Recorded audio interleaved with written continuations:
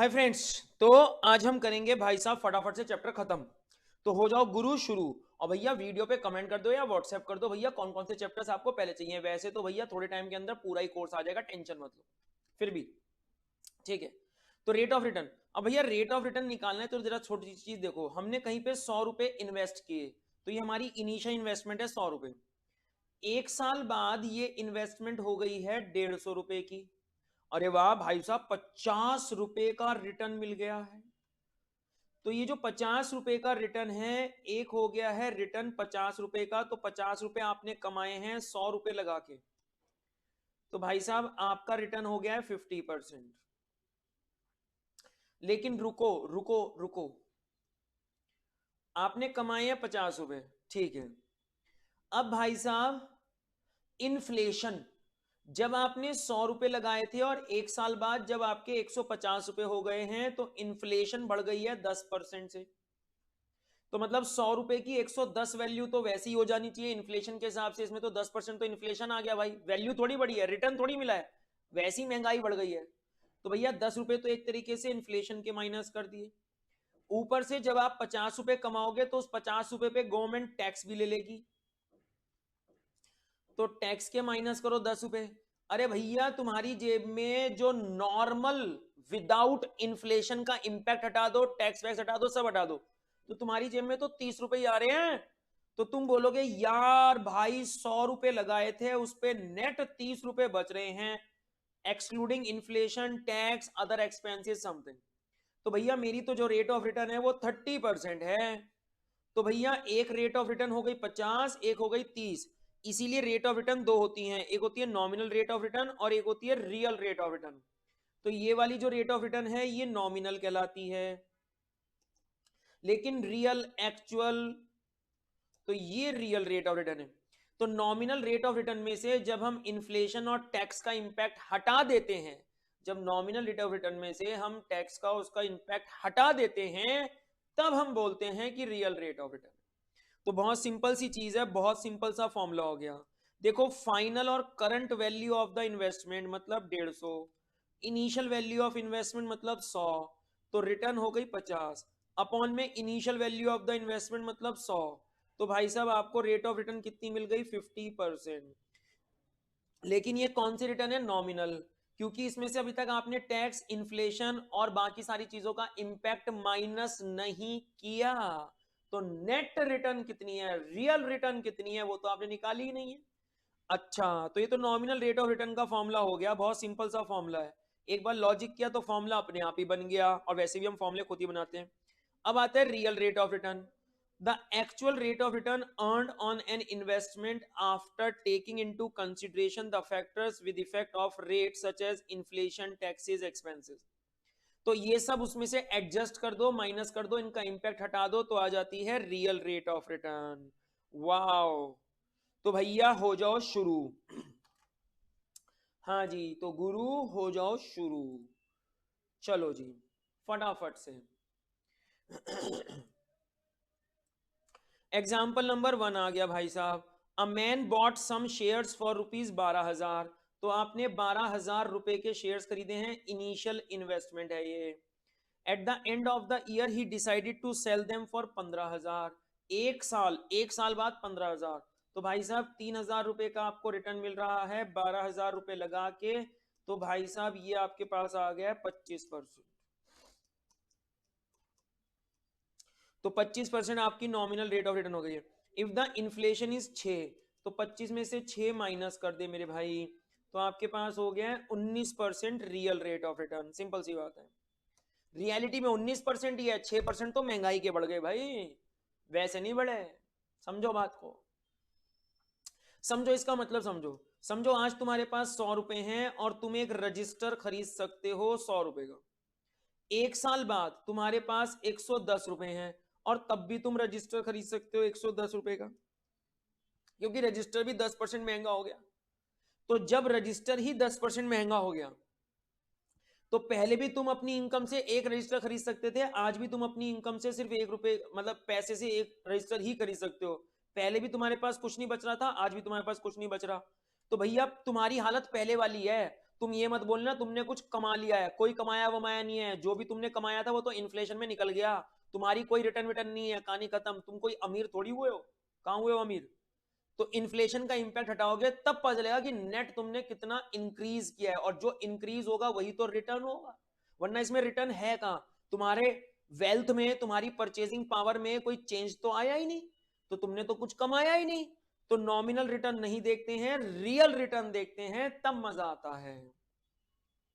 ठीक है जी, बिल्कुल सही पकड़े हैं। जैसे इकोनॉमिक्स में है ना, एक नॉमिनल जीडीपी होती है, एक रियल जीडीपी होती है। तो रियल जीडीपी बताती है कि आपकी इकोनॉमिक ग्रोथ हुई या नहीं हुई, जो कि हम एक तरीके से चैप्टर में सीखते हैं इकोनॉमिक्स में, नेशनल इनकम, नेशनल प्रोडक्ट। ठीक है जी। A man bought a house for ₹1.5 crore, आज उसने 1.5 करोड़ का खरीदा है। 20 years later he sold it for 2.5 crore. तो 20 साल बाद after deducting all the expensive including taxes and brokerage, सब माइनस करने के बाद 2.5 करोड़ रुपए, calculate the nominal rate of return earned by the man on the house. बहुत सिंपल है, 1.5 करोड़ की चीज के 2.5 करोड़ आ गए, तो 1 करोड़ रुपए एक्स्ट्रा आ गए। 1.5 करोड़ रुपए लगा के 1 करोड़ रुपए एक्स्ट्रा आए हैं, तो कितना परसेंट हो गया है। लेकिन ये रिटर्न उसको 20 सालों में मिला है, वो डिफरेंट चीज है। लेकिन पहले निकालो रिटर्न कितना है। तो भाई साहब ये आप कर दो खत्म, तो ये हो गया है 1000/15, तो 5, 3 और 200, तो 200/3, तो 200/3, 6×18, 6×18 0.67%। लेकिन 20 सालों में रिटर्न मिल गया उसको 66.67%। हाँ जी, a man made an investment of 2.5 lakh in a mutual fund, आपने किसी इन्वेस्टमेंट म्यूचुअल फंड में 2.5 लाख रुपए डाल दिए। 6 साल बाद he redeemed the mutual fund for 4 lakh after deducting all expenses and इतना इतना, सब माइनस कर चुके हो आप। ठीक है जी, अगर सब माइनस हो चुका है, ठीक है, 2.5 लाख की चीज 4 लाख की, तो 1.5 लाख रुपए आपको प्लस हो गया। कितने रुपए लगा के? 2.5 लाख रुपए लगा के, इनटू में 100, 0 0, 25 चौक 100, 15 चौक 60, 60% की रिटर्न आ गई। Amit bought 1000 shares of HPCL for 260 each, तो 1000 इंटू में 260 होता है, इनिशियल इन्वेस्टमेंट है 2,60,000। After the end of the year the share price goes to 312, तो 3,12,000 लगाए थे 2,60,000, तो 62,000 आपका प्लस, 52,000 आपका प्लस हो गया। तो 52,000 की रिटर्न आपको मिल रही है 2,60,000 रुपए लगा के। 3 जीरो से 3 जीरो कैंसिल हो गई, 1 जीरो से 1 जीरो कैंसिल हो गई, 26 दूनी 52 हो गया, और ये हो गया 20%। एक बात ध्यान रखना, पेपर में ऐसा क्वेश्चन आएगा जिसको मल्टीप्लाई डिवाइड करना बहुत इजी होता है, तो टेंशन मत लो। ठीक है जी। A person places 2,25,000 in a no fee fund to be invested for 1 year. ठीक है, at the end of the year the value of the fund is 2,81,250। तो भैया ये तो सिंपल से क्वेश्चन दे रखे हैं यार, 2,81,250 लगाए थे 2,25,000, तो 6×5 = 3, 56,250 रुपए आ गए हैं 2,25,000 रुपए लगा के। तो 3 जीरो से 3 जीरो तो उड़ गई, तो 5,625/225। ठीक है जी, अब चाहो तो आप 25 से डिवाइड कर लो, चाहो तो 225 से डिवाइड कर लो। ठीक है जी, 25 से करते हैं, तो 25 निम्मा 225, 25 दूनी 50, 6 62, फिर से 25 दूनी 50, 12 125, तो 25 5 125। अब 9 से डिवाइड कर दो 225 को, कर देते हैं, तो 9 दूनी 18, 4 9 5 45, अरे वाह 25% आ गया। इफेक्टिव रेट ऑफ रिटर्न में ऑलरेडी आपको करा चुका हूं, और हमने तो फॉर्मूला भी खुद डिराइव किया था। तो 1 + r/m⁻m−1, that is effective rate of interest. Already हम लॉजिक कर चुके हैं, फर्स्ट क्लास में हमने सारा लॉजिक कर लिया था इफेक्टिव रेट ऑफ इंटरेस्ट का। ठीक है जी, जिसको मैंने m से डिनोट किया है, बुक वाले भैया ने k से डिनोट किया है, और ये तो परसेंटेज होता है, जो हम r% का लिखते हैं 100, वो तो ठीक है। Now find the effective rate which is equivalent to a nominal rate of 10% compounded semi annually, आधा करना है, तो 10 का हो जाएगा 5, तो 1 प्लस 5%, अब एक साल में 2 बार कंपाउंडिंग करोगे -1, तो ये हो जाएगा 1.05 का स्क्वायर -1, तो 1 प्लस 5/100 का होल स्क्वायर, तो a square plus b square plus 2ab, इसका ट्वाइस कर दो तो 10/100 हो जाएगा। तो 1 प्लस 0.0025 प्लस 0.1, तो 1.1025 ये हो गया। तो 1.1025 -1, तो 0.1025 100 से मल्टीप्लाई कर दो ताकि परसेंटेज हो जाए, तो 10.25%। ठीक है जी। अगर 2 ही साल का है, 2 ही साल का है तो बहुत सिंपल होता है 5 वाले में, बहुत सिंपल होता है, क्योंकि 5 का स्क्वायर होता है 25, सिंपल। तो जो एक्स्ट्रा बन रहा है बस वही एक्स्ट्रा हो जाता है, तो 25 एक्स्ट्रा हो जाता है। अच्छा, लेकिन 25 किसका 25? जो आगे होता है रेट परसेंट उसका 25, तो 1 रुपए का 25% कर दो, तो 1 रुपए का 25% होता है 0.25 ऐसे। बाकी यार फॉर्मूला लगाओ, चैंपियन कहलाओ, कहानी छोड़ो, गलत कर दोगे। ठीक है जी। अगर वो कहता है क्वार्टर, और भाई साहब मंथली यार कैलकुलेटर से करना पड़ेगा, ये ऐसे थोड़ी हो सकता है। क्वार्टरली मतलब 4, तो 1 प्लस 10% डिवाइडेड बाय 4 की पावर 4 -1, तो ये हो गया 2.5%, तो ये हो गया 1.025 की पावर 4 -1। अब इसको अगर मैं पावर 4 करूंगा तो थोड़ा सा लेंदी हो गया है, तो 1.025 मल्टीप्लाई 2 3 4, तो ये आ रहा है 1.1038, तो पॉइंट इतना 100 से मल्टीप्लाई करोगे तो ये आएगा 10.38%। ठीक है जी, 10.38%।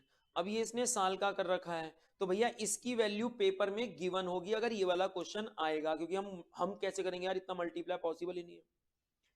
CAGR भी मैंने आपको पहले लॉजिकली सिखा दिया था, कंपाउंडर्स के फॉर्मूले से क्वेश्चन सॉल्व हो जाता है।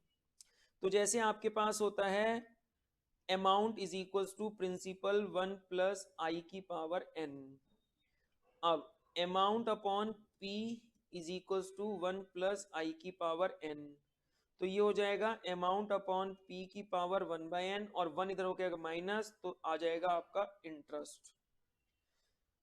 तो फ्यूचर वैल्यू मतलब अमाउंट, आज की वैल्यू मतलब VI, ऐसे।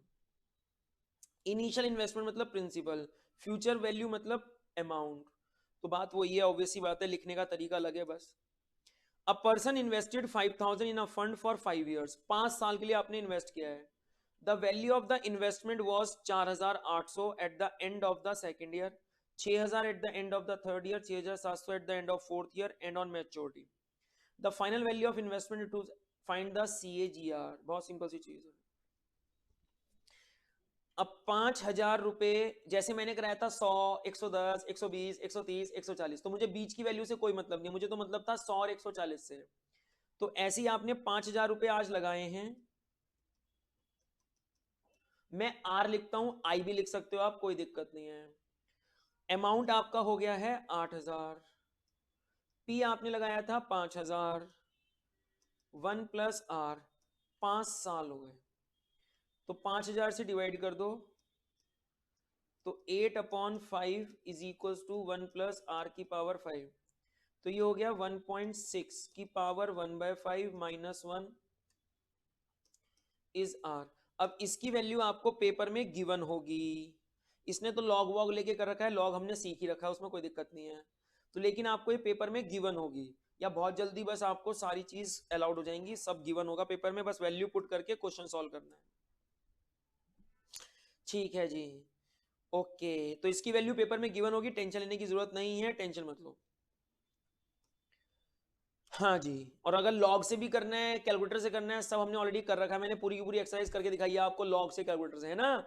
हाँ, फिर भी कोई पंगा होगा नीचे कमेंट कर देना, हम उसके लिए और स्पेसिफिकेशन दे देंगे। जरा सी भी कहीं पे कहानी नहीं होनी चाहिए, बस प्रोफेशनली प्रिपेयर करना है। हमें सारे लॉजिक क्लियर होने चाहिए, ये नहीं फॉर्मूले याद करके कर रहे हैं, हम फॉर्मूले खुद बनाते हैं और खुद समझते हैं तब करते हैं। A startup company invested rupees 1.5 lakh in the shares for 4 years. 4 साल के लिए इन्वेस्ट कर दिया 1.5 लाख रुपए। Value of the investment is 1,90,000 eight the end of second, इतना इतना इतना इतना। फाइनल वैल्यू है 2,25,000। Compound annual growth rate, annual पूरे साल का निकाल, मतलब हर साल का निकालना है। तो भाई साहब हमने 1.5 लाख रुपए लगाए थे और 2,25,000 रुपए हो गए हैं वो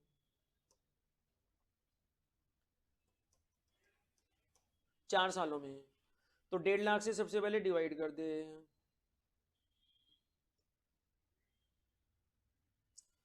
फिर पावर 1/4 -1 इज r। 3 जीरो से 3 जीरो उड़ गई, तो 225 डिवाइडेड बाय 150, ये आ रहा है 1.5।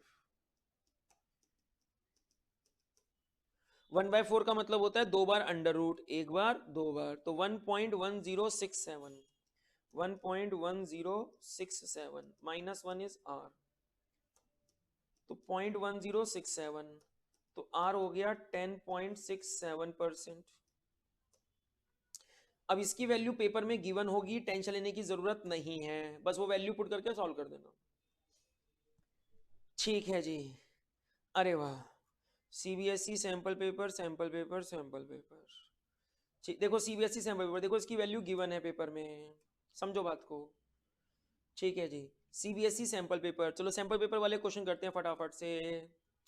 वैसे हमने कितने सारे क्वेश्चन कर चुके हैं already. A person places 3.5 lakh in a no fee fund to be invested for 1 year, 3.5 lakh एक साल के लिए। At the end of the year the value was इतना, find the nominal rate of return. यार सिंपल सी चीज है, 3,50,000 रुपए लगाए थे और इतने रुपए हो गए हैं, तो कितने रुपए एक्स्ट्रा मिल रहे हैं? 18,585 रुपए। 3.5 लाख रुपए लगा के 100, तो भैया 2 जीरो से 2 जीरो उड़ा दो, तो भैया अब ये हो गया है 18,585 अपॉन 35 इंटू 100। अब 100 का तो मतलब पॉइंट लगा दो, यहाँ पे पॉइंट लगा दो। 35 से इसको डिवाइड करना है, कर दो। 185.85 डिवाइडेड बाय 35, तो 5.31 आ रहा है। ठीक है जी, क्वेश्चन नंबर 4, 5.31%। आप धीरे धीरे डिवाइड करोगे, मतलब जैसे पहले 5 से डिवाइड कर दो, फिर 7 बचेगा, फिर 7 से डिवाइड कर दो, ऐसे कर दो। और यहाँ डायरेक्ट कर सकते हो, जैसे 35 को अगर मैं इसको कैंसिल करना चाहूं, तो 5×3 = 15, तो 5×3 = 15 मतलब 5, तो 5×3 = 15, 5×5 = 25। ठीक है जी, 150 और 25 तो 175 हो गया, तो बचा 10, उतरा 8, तो 135 और 108, तो ये हो गया 3, तो 35 दिया होता है 105, 3 35, 1 35, कहानी खत्म। और 100, नीचे 100 था ना, हमने पॉइंट लगाया था, तो 100 की वजह से पॉइंट लगा दो, तो 5.31 आ जाएगा। तो बहुत सिंपल, बहुत सिंपल। पेपर में क्वेश्चन आएगा तो ऐसा आएगा जिसको आप बहुत इजीली सॉल्व कर सकते हो, टेंशन मत लेना बिल्कुल भी। ठीक है जी, अब जरा देखो, Vikas invested ₹10,000 in a stock of a company for 6 years। The value of investment at the end of the year is इतना, CAGR निकालना है, बहुत सिंपल है, 6 साल है, तो 6 साल बाद 14,000 की वैल्यू हो गई, तो 14,000 is equal to 10,000 1 plus r की पावर 6। 3 जीरो से 3 जीरो, 10 से डिवाइड करूंगा तो 1.4 की पावर 1/6 -1। अब 1/4 की पावर, इसकी पावर 1/6 की वैल्यू दे रखी है,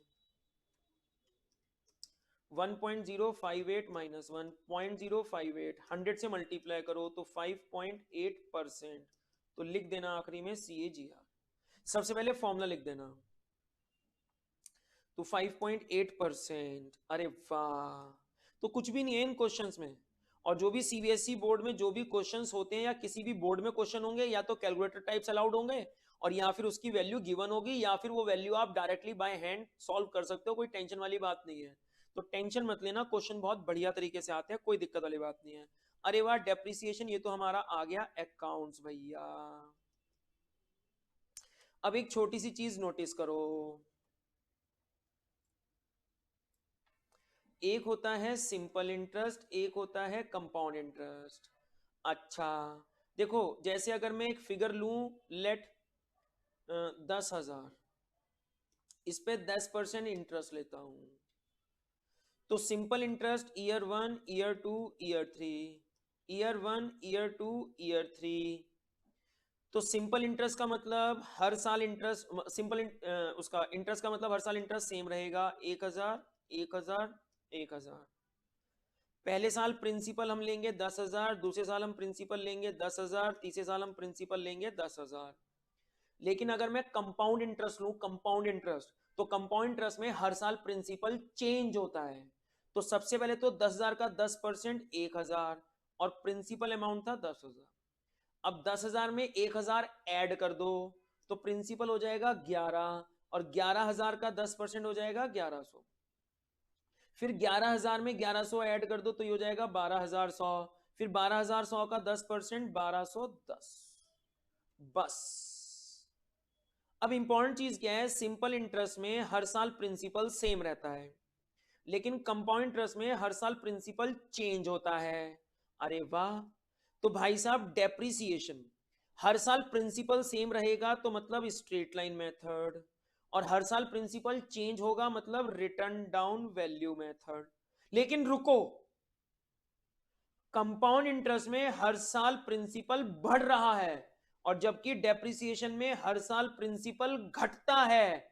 अच्छा, तो इसका मतलब कंपाउंड इंटरेस्ट और रिटर्न डाउन वैल्यू का वैसे तो कॉन्सेप्ट सेम है, हर साल अमाउंट चेंज होता है, लेकिन कंपाउंड इंटरेस्ट में हर साल प्रिंसिपल ऐड होता है, और रिटर्न डाउन वैल्यू मेथड में हर साल प्रिंसिपल माइनस होता है। तो कंपाउंड इंटरेस्ट और रिटर्न डाउन वैल्यू मेथड में डिफरेंस है प्लस और माइनस का। तो अब फॉर्मूला देखो जरा ध्यान से। कंपाउंड इंटरेस्ट के केस में अमाउंट का फॉर्मूला होता है P1 प्लस आर की पावर n। तो भाई साहब रिटर्न डाउन वैल्यू मेथड में फॉर्मूला होता है, अमाउंट का मतलब फ्यूचर वैल्यू, तो फ्यूचर वैल्यू मतलब रिटर्न डाउन वैल्यू या scrap value.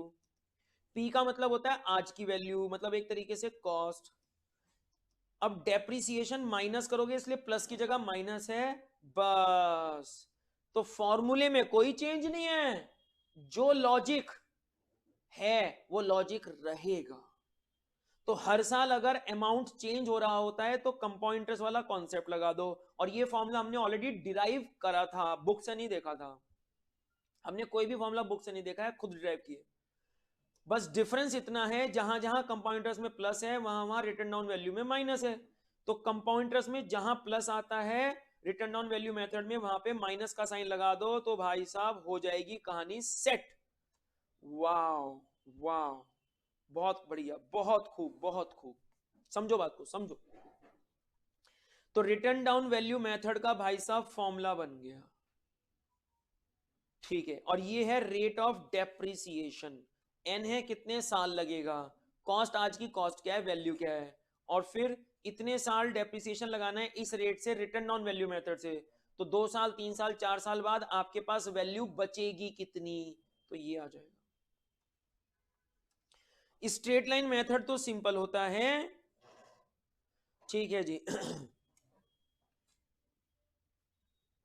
That is cost minus scrap value upon में एक्सपेक्टेड लाइफ। अब क्योंकि लैंड की जो लाइफ होती है वो इंफिनिटी होती है, और समथिंग अपॉन इंफिनिटी जीरो पहुंच जाता है, इसीलिए भाई साहब लैंड पे जनरली हम डेप्रिसिएशन नहीं लगाते क्योंकि उसकी लाइफ इंफिनिटी है, और something upon infinity is zero, ठीक है जी। अब एक चीज और समझो, ये जो होता है depreciation cost minus scrap value. समझो आपने कोई चीज खरीदी 1,10,000, आपको लगता है 5 साल ये मशीन चलेगी, और 5 साल बाद जब हम स्क्रैप करेंगे तो 1,00,000 रुपए हमारे पास आ जाएंगे स्क्रैप करके। तो बिजनेस करने के लिए 1,10,000 का हमने चीज खरीदी, मशीन खरीदी, 5 साल बाद जब हम बेचेंगे तो 10,000 तो हमारे रिकवर हो जाएंगे। तो एक तरीके से हमारे बिजनेस में इन्वेस्ट हो गए 1,00,000। ये पैसा हमें कस्टमर से रिकवर करना है, और कितने सालों में रिकवर करना है, 5 सालों में। तो भाई साहब आप कस्टमर से हर साल कितने रुपए रिकवर कर रहे हो, 20,000। अच्छा, तो भाई साहब इसका एक नाम होता है, ये होता है डेप्रीशिएबल अमाउंट, जिसको हम बोलते हैं डेप्रीशिएबल अमाउंट। तो डेप्रीशिएबल अमाउंट का मतलब होता है जो पैसा हमें बिजनेस से रिकवर करना है, मतलब कस्टमर से रिकवर करना है। रिकवर कितना करना है? जो पैसा हमारा बिजनेस में लगा। लगा कितना? 1,10,000 की चीज खरीदी, 10,000 तो स्क्रैप करके आ जाएंगे, तो भाई साहब हमारे लगे 1,00,000, तो कस्टमर से रिकवर करने 1,00,000, तो डेप्रीशिएबल अमाउंट हो गया 1,00,000। और कितने सालों में करने? 5 सालों में, तो हर साल करने 20,000। वाओ, वाओ,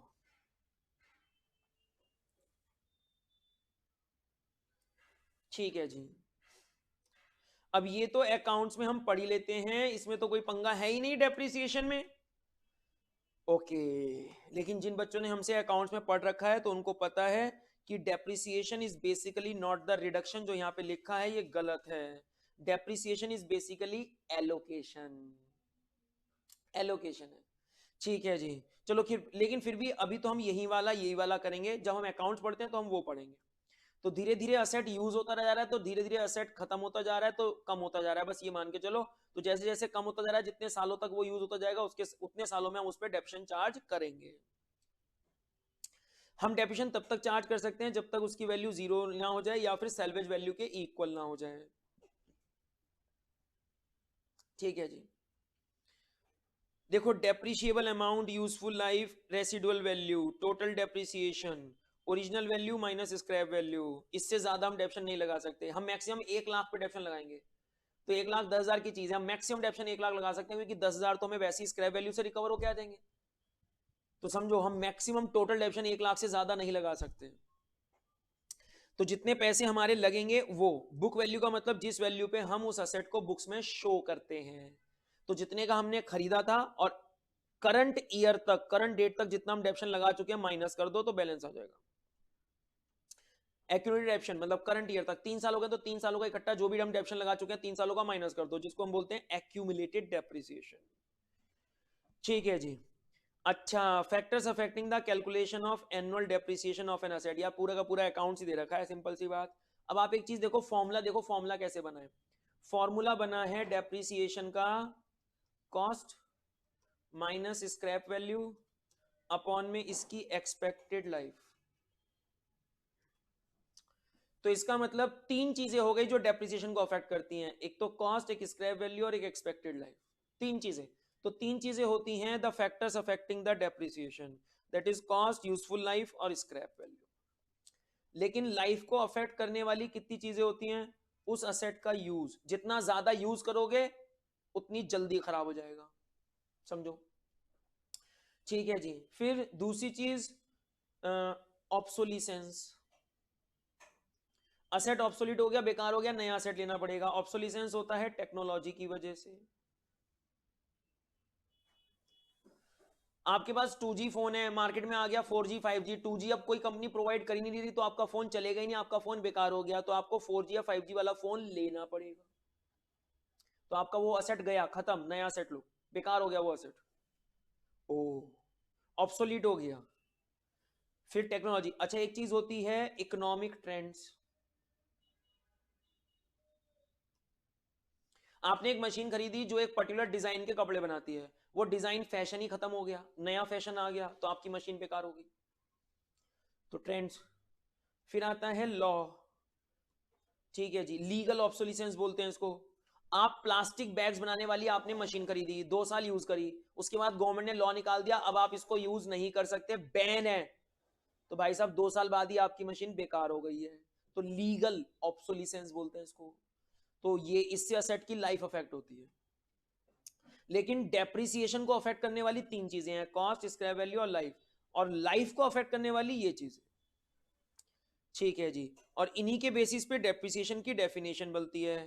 तो actual decrease in the fair value और monetary value of an asset due to use, wear and tear, maintenance is called depreciation. ठीक है जी। लेकिन यहाँ पे जो इसने use, wear and tear, maintenance लिखा है, मेरे भाई ये तो इसकी लाइफ को अफेक्ट करता है, और लाइफ इन टर्न डेप्रिसिएशन को अफेक्ट करती है। तो ये डेप्रिसिएशन के फैक्टर्स नहीं है, ये तो लाइफ के फैक्टर्स हैं। इसीलिए टेक्निकली हम इस डेफिनेशन को गलत मानते हैं, और मैंने जो अकाउंट्स में लॉजिकली सिखाया भाई साहब वो है लॉजिक। समझे मेरी बात को?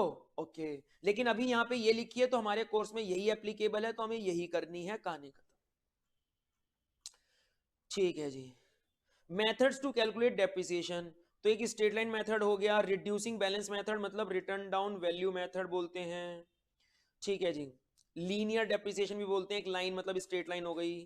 फिर double declining balance depreciation method, और एक होता है sum of years of digits method. Sum of years of digits method, for example आपने एक असेट खरीदा 1,60,000 का।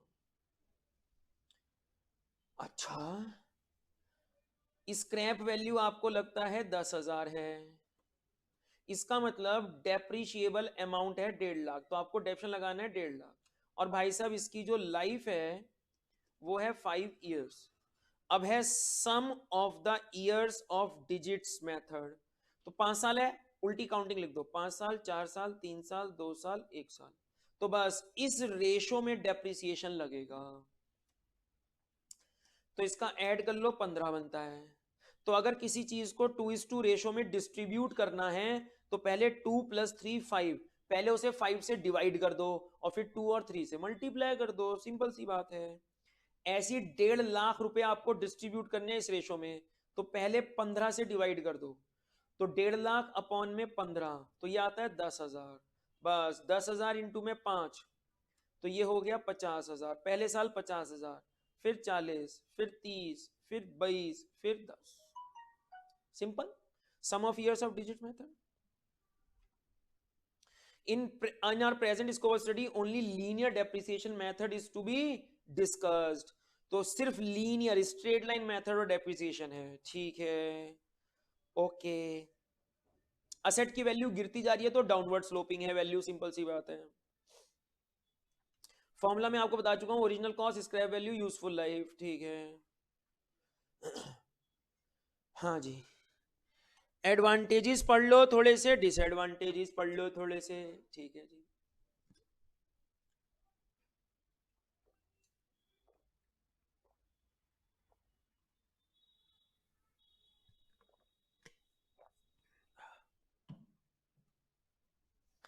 ओके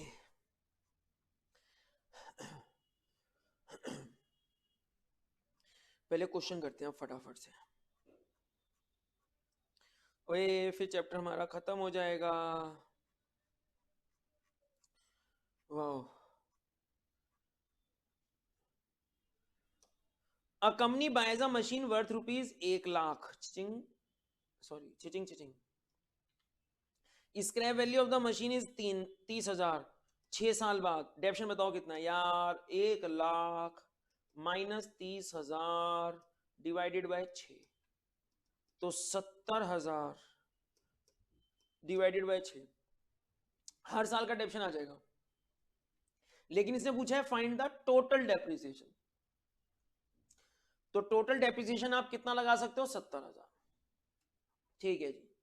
और अगर पर ईयर पूछा होता तो 6 से हम डिवाइड कर देते, कहानी खत्म।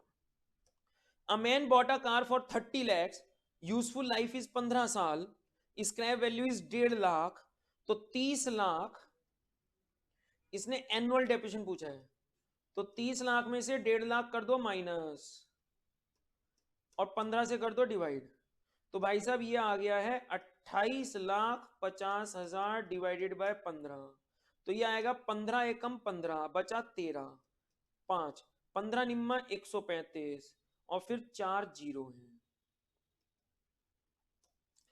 तो ये हो गया 1,90,000। ठीक है। Now the annual depreciation of an asset is 40,000, जो उसका एनुअल डेप्रिसिएशन है वो 40,000 है। स्क्रैप वैल्यू 15 साल बाद 50,000 है, तो बहुत सिंपल है, cost minus scrap value upon expected life is depreciation, तो ये आ गया 6 लाख, 6 लाख में 50,000 ऐड कर दो, तो ये आ जाएगा 6.5 lakh. A printing company bought a machine worth rupees 15 lakh. The machine is expected to have a useful life of 25 years and a scrap value of 2.5 lakh. ठीक है, तो 15 लाख में से 2.5 लाख माइनस कर दो, तो ये हो जाएगा 12.5 लाख, और भाई साहब ये चीज चलेगी 25, 25 पांजा 125, तो 50,000 रुपए का डेप्शन आ रहा है हर साल का। तो अब डेप्रिसिएशन है 50,000 हर साल 15 लाख की मशीन पे। तो भाई साहब कितना परसेंट हो गया ये? ठीक है जी, लेकिन 15 लाख में से 2.5 लाख हो गया स्क्रैप वैल्यू, तो स्क्रैप वैल्यू माइनस कर दो एक तरीके से। ठीक है जी। Find the depreciation rate percentage. तो भाई साहब 50,000 का डेप्रिसिएशन लग रहा है, ठीक है जी, 12.5 लाख की चीज पे हर साल। तो भाई साहब कितना परसेंट डेप्रिसिएशन हो गया है? तो 125 15, ठीक है जी। अब ये डिवाइड कर लेना। लेकिन पता है क्या होता है, जरा ध्यान से सुनना मैं जो बताने जा रहा हूं। भाई साहब हम जब डेप्रिसिएशन की रेट परसेंटेज कैलकुलेट करते हैं, तो डेप्रिसिएशन की रेट परसेंटेज हम पूरी कॉस्ट से कैलकुलेट करते हैं, डेप्रिशिएबल अमाउंट से नहीं करते। क्योंकि अगर मैं आपसे बोलूंगा 10% डेप्रिसिएशन है, तो आप वहां पे स्क्रैप वैल्यू कंसिडर नहीं करते, आप वहां पे 15 लाख का 10% 1.5 लाख कर देते हो। तो जो रेट परसेंट निकलती है मेरे भाई, जो रेट परसेंट निकलती है वो जनरली इससे निकलती है, डेप्रिशिएबल अमाउंट से नहीं निकलती है। इसने डेप्रिशिएबल अमाउंट से निकाल रखी है, इसलिए इसका आंसर 4% आ रहा है। लेकिन देखा जाए कॉन्सेप्चुअली, तो रेट परसेंट जो निकलती है वो निकलती है 50,000 का डेप्रिसिएशन है 15 लाख की कॉस्ट पे। तो अगर मुझे कॉस्ट के हिसाब से परसेंटेज निकालनी पड़ जाए, कॉस्ट के हिसाब से, तो डिनोमिनेटर में 15 लाख आएगा, 12.5 लाख नहीं आएगा। और अगर क्वेश्चन में कुछ नहीं लिखा तो मैं 12.5 लाख लिख सकता हूं, क्योंकि हमारी बुक में फॉर्मूला वही गिवन है। लेकिन अगर पेपर में बोल दिया according to cost rate percent कितनी है, तो नीचे 15 लाख आएगा, अदरवाइज 12.5 लाख आएगा। Sonam bought a mobile phone for 25,000. The mobile phone is estimated to have a scrap value 3,000 after 4 years. अच्छा, तो 25,000 की चीज है, 3,000 स्क्रैप वैल्यू है, 4 साल ये चीज चलेगी, तो ये हो गया 22,000। तो 22,000 को 4 से डिवाइड करूंगा तो 5500 रुपए आ जाएगा per year. Using linear depreciation मतलब स्ट्रेट लाइन, हर साल डेप्रिसिएशन सेम रहेगा, तो 5500 5500 5500 5500। Find the book value of the mobile eight the end of 2 years। तो 2 सालों में तुमने डेप्रिसिएशन लगा दिया है 11,000, तो 25,000 की चीज पे 2 साल तुमने 11,000 डेप्शन लगाया है, तो अब बुक्स में ये जो वैल्यू बच रही है ये बच रही है 14,000। CBSE 2023, an asset cost 45,000 with an estimated useful life of 5 years, scrap value 10,000, तो 45 माइनस 10 35 डिवाइडेड बाय 5, तो हर साल डेप्रिसिएशन लग रहा है 7,000। Now find the annual depreciation of the asset and construct N yearly depreciation schedule. तो yearly depreciation तो हो गया है 7,000, ठीक है जी। अब ये तो तुम कैलकुलेट करते ही रहोगे, इसमें तो कोई दिक्कत है नहीं। तो सबसे पहले 45,000 की चीज थी पहले साल की बिगिनिंग में, और फिर एंड में 7,000 माइनस करके ये हो गई है 38,000। अब 38,000 की चीज थी सेकेंड ईयर की बिगिनिंग में, फिर 7,000 माइनस करके हो गई है 31,000। फिर 31,000 की चीज थी, 7,000 माइनस करके हो गई है भाई साहब कितनी, 24,000। खेलते रहो यार। तो 45 माइनस 7 38, खेलते रहो, शेड्यूल बन जाएगा, क्या दिक्कत है? अरे वाह, बहुत बढ़िया। सीबीएसई सैंपल पेपर का अभी हम कर लेंगे क्वेश्चन, ये अभी हम सारे क्वेश्चन कर लेंगे, उसमें कोई टेंशन नहीं है। पहले हम सीबीएसई खेल रहे हैं, इससे पहले के तो हमने सारे क्वेश्चन, इतने सारे क्वेश्चन करे हैं यार, सारे के सारे। The present value of a perpetuity suitable eight the end of each payment period, eight the end of each payment period, eight the and, तो आर बाय आई, ठीक है जी, सिंपल। अगर बिगिनिंग होता तो आर प्लस आर बाय आई, ठीक है, ठीक है।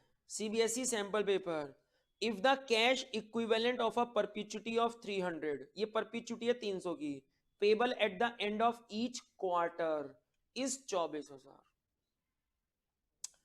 अच्छा, प्रेजेंट वैल्यू दे रखी है 24। अच्छा, अगर ये क्वार्टरली है तो ये भी क्वार्टरली होना चाहिए। मतलब अब ये तो क्वार्टरली गिवन है 300, तो इसको क्वार्टरली बनाने के लिए 4 से डिवाइड करना पड़ेगा, और परसेंटेज का 100 तो होता ही है। अब प्रेजेंट वैल्यू आपको दे रखी है 24, ये आपको दे रखा है 300, और क्वार्टरली रेट 4 से डिवाइड, और 100 तो होता ही होता है परसेंटेज के लिए। तो भाई साहब 24,000 इज 300 इंटू 400 अपॉन आई। तो I is 300 into 400 upon 24,000। 2 zero से 2 जीरो, 1 जीरो से 1 जीरो, 4 से 6, 6 से 5। तो भाई साहब इसका मतलब रेट ऑफ इंटरेस्ट होगा 5%। फॉर्मूला लॉजिक अगर बहुत सॉलिड है तो सिंपल सी बात है, देखो सीबीएसई में जो पेपर आते हैं वो एकदम बहुत बढ़िया बढ़िया चीकू पेपर्स आते हैं, ध्यान दो बात को। If the investment of 20,000 in the mutual fund in 2015 increased to 32,000 in the year 2020, 5 साल बाद, तो जरा ध्यान दो, amount is equals to P1 plus R की पावर n, CAGR निकालना है। अमाउंट हो गया 32, प्रिंसिपल था 20, 1 प्लस आर की पावर 5। तो भाई साहब 2 जीरो से 3 जीरो से 3 जीरो, 32 को 20 से डिवाइड कर दो, ये आ जाएगा 1.6। 5 इधर जाके बन जाएगा 1/5, -1 इज आर। अब 1.6 की पावर 1/5 होता है 1.098 -1, तो ये हो गया 0.098। 100 से मल्टीप्लाई कर दो तो 9.8% हो जाएगा। तो भाई साहब 9.8% उड़ी बाबा। ठीक है जी, फिर से सीबीएसई सैंपल पेपर आ गया हमारे पास। ठीक है, बहुत सिंपल है, बहुत ज्यादा सिंपल है भाई।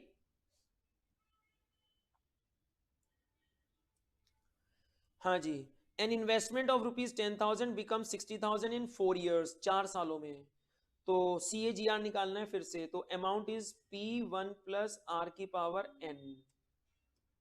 अमाउंट हो गया 60,000, P है 10,000, 1 प्लस आर की पावर 4, तो 6 की पावर 1/4 -1 इज R। अच्छा, तो R इज 6 की पावर 1/4 -1, और 100 से इसको मल्टीप्लाई करेंगे ताकि आंसर आ जाए परसेंटेज में। तो ये फॉर्मूला होना चाहिए भाई साहब, ये रहा फॉर्मूला। अच्छा सीबीएसई आ गया, फिर सीबीएसई आ गया, फिर सीबीएसई आ गया, फिर सीबीएसई आ गया। करो सारे क्वेश्चन सीबीएसई वाले। The effective rate of interest equivalent to the nominal rate of 6% compounded semi annually. तो भैया सबसे पहले 1 प्लस आर बाय एम की पावर m -1, तो 6% का आधा कर दो, तो इसका हो गया 3%। तो ये हो गया 1.03 का स्क्वायर -1। अच्छा, अब इसको देखो कैसे करेंगे। तो 1 प्लस 3/100 का स्क्वायर, तो a² plus b² plus 2ab, इसका ट्वाइस करूंगा तो ये हो जाएगा 2 इंटू 1 इंटू 3/100, तो ये हो जाएगा 6/100।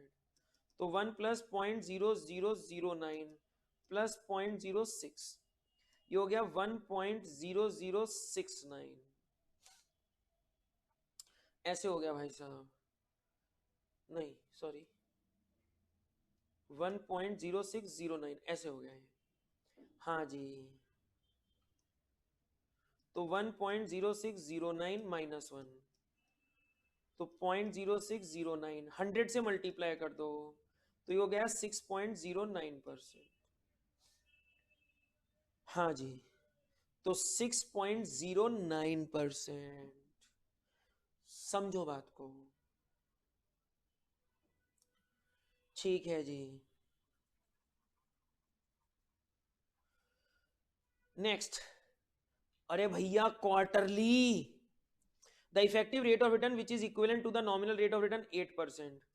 तो 1 प्लस 8% क्वार्टरली मतलब साल में 4 बार, तो ये हो गया 2%। तो 1 प्लस 2% इज 1.02, 2% को 4 minus.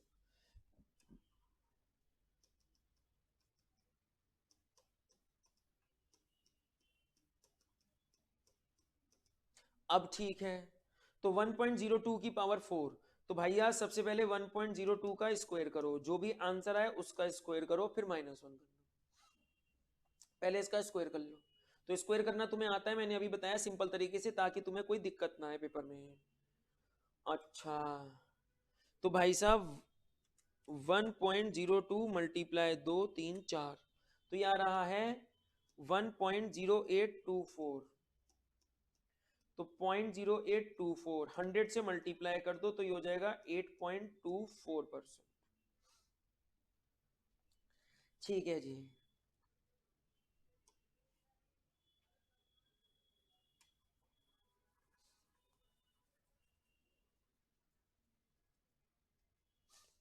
A newspaper printing machine cost 4,80,000, estimated scrap value 25,000 at the end of 10 year। अरे यार सिंपल सा क्वेश्चन है।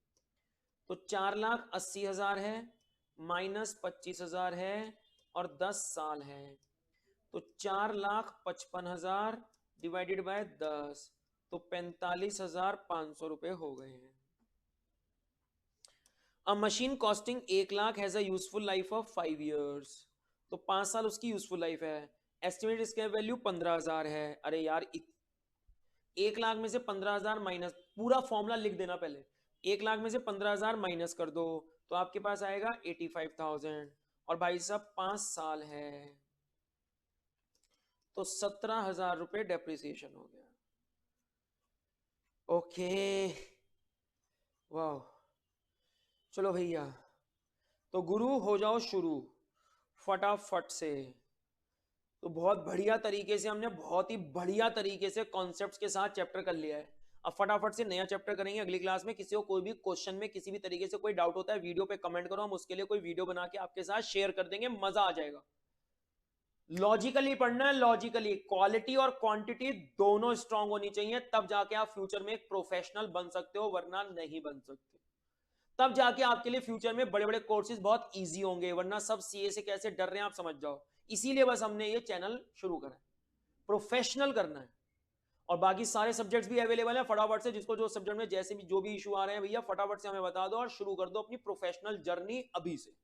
तो मिलते हैं नेक्स्ट क्लास में, टिल देन बाय बाय। अब आपको सारे क्वेश्चन ट्राई करने हैं, कोई भी डाउट, कोई भी क्वेरी, कोई भी क्वेश्चन, कैसे भी प्रॉब्लम आ रहा है, वीडियो पे कमेंट करो, और धीरे धीरे फिर हम उससे रिलेटेड सारी वीडियोस आपके साथ शेयर करेंगे। चलो जी, मिलते हैं नेक्स्ट क्लास में, टिल देन बाय बाय।